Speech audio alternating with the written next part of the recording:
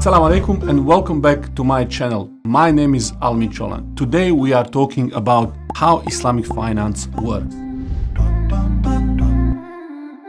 Islamic finance is the engine of a real economy. It lives where the real things that benefit society are produced. Its aim is to be the engine that supports holistic and wholesome lifestyle. Its profits comes from creating benefit that helps everybody, that creates a value for everybody. Just like Prophet ﷺ said, the best of you are those who benefit others the most.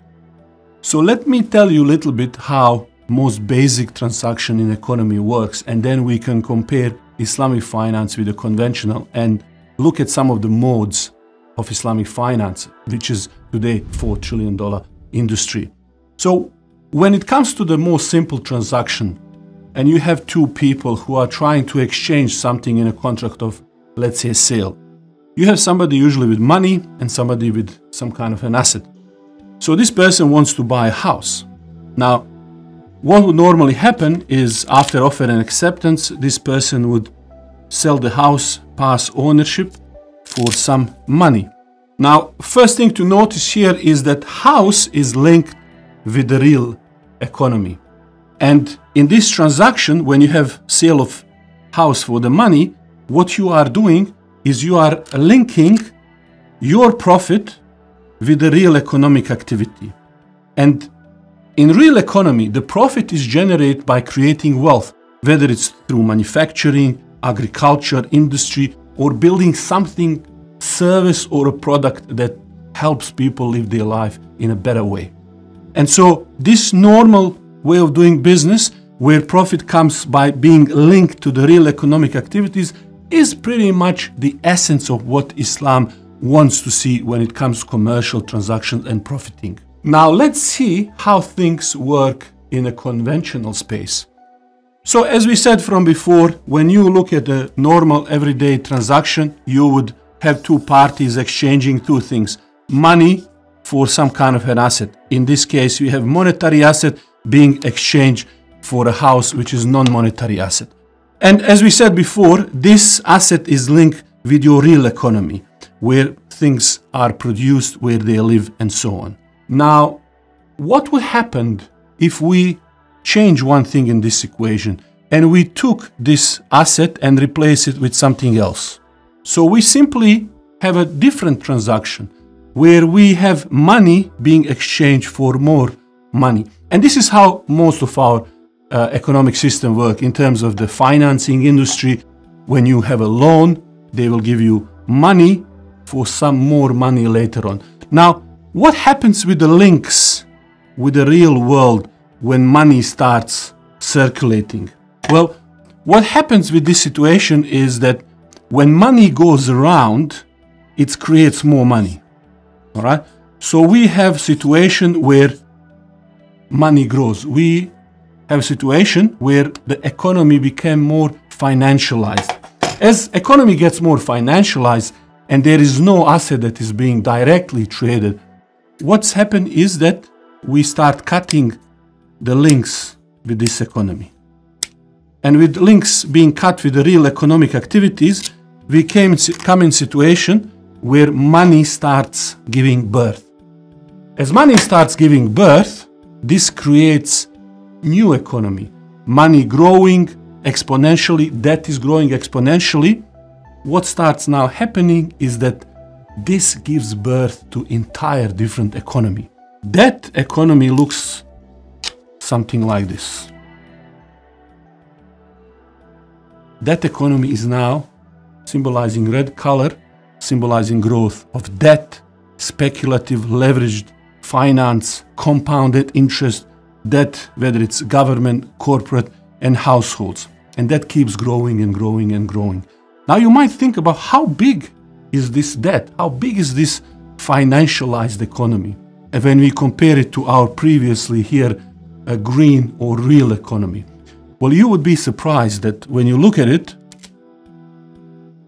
the size of the real economy is only a tiny fraction of this entire financial economy.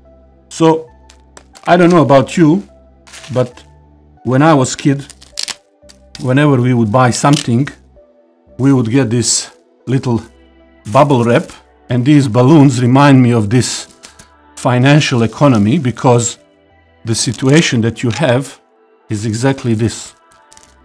Okay, this is the situation, this is the economy that we have. It's a whole host of different kind of bubbles that are growing with a growth that is not anymore linked with anything. So how does Islamic finance work? How do we deleverage? How do we go opposite, reverse that financialization of the economy? Well, we need to go back to what economy is really about. So, as we said before, you cannot just make money from money. That just grows financial economy. So, in Islam, for money to be useful, to make you money, you can't just sell it for more money. You need to cut that transaction where money becomes something that is asset, that is not money, that is useful in itself. And then that investment or asset through sale or some productive use is what creates the money. So let me show you how that might work on institutional level between the people, how to summarize the basic modes of financing that you see from Islamic banks to Islamic institutions and personal dealing. So if you think about it, we could also have kind of debt and equity types of transaction. They're a little bit different than in your conventional finance, but let's say we have two people, they want to exchange some asset. So two people want to exchange some asset, let's say it's the house.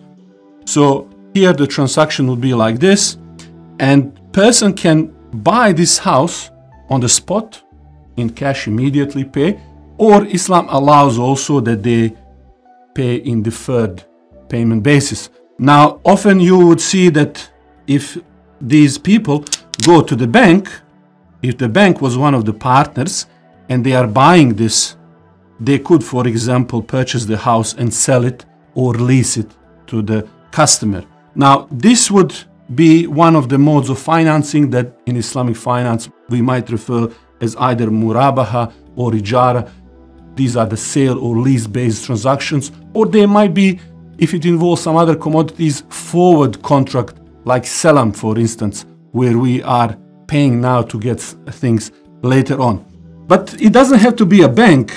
There could be any type of partnership where people engage into some kind of a real assets in order to derive profit for their venture. So for example, let's say you might have a bank that enters into the transaction with a customer to finance some of the real economic activities. In that case, when they are entering into equity partnership, which could be based on capital contribution that they both put in, or some party could put their time and effort, another person might put some of the capital. In that case, that partnership, joint venture into real business activities would result in profit and loss. And basically, depending on how that goes, they would share in the fruits. Now, these transactions are often referred as musharaka or mudaraba. And if you have really bigger projects, let's say infrastructure project, the company or interested party could raise finance through other instruments like sukuk and so on. Sometimes people refer to these as Islamic equivalent of bond, but these are more like investment certificates into the projects. So what we are doing in all of these different ways is that we are breaking the link between money and money by converting money in either project or asset that then earns the income. And that's how we derive the profit. Other than the core transaction being linked to the real economic activities, Islamic finance, as Islam itself, drives certain behaviors and embeds them as it grows this wholesome lifestyle. And so Islam would prohibit any unethical, speculative, harmful speculative activities, interest or riba, gambling and immoral activities. On the other hand, because it is engaging in real transaction, it is encouraging entrepreneurial activities, mutual cooperation and spirit of generosity. So what is Islamic finance trying to do? Islamic finance is trying to link money, resources, people, ideas, in a real economy. Economy where we derived all of our products and services, where we actually solve the needs that we have in society in a way that is ethical and just. Thank you for watching, and I hope you subscribe to our channel. We'll see you in the next video, inshallah. Assalamu alaikum. Thank you for spending time to watch this video. If you would like to learn more about finance and economy from Islamic perspective, head to our new platform, Muslim Money Matters, where we go in much greater details regarding the content. Until next time, my name is Almir. Assalamu alaikum.